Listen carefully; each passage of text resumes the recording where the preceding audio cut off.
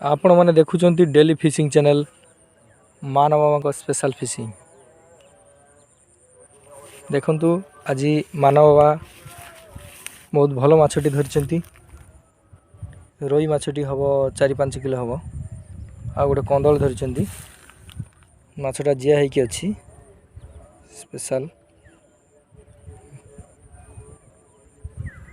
देखो मान बाबा से फिशिंग कर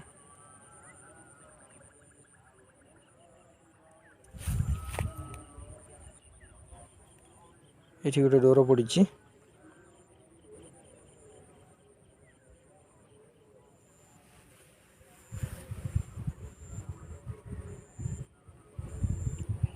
बाबा जो फिशिंग करी माछटा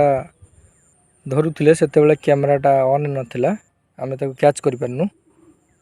आ गोटे डोर देखु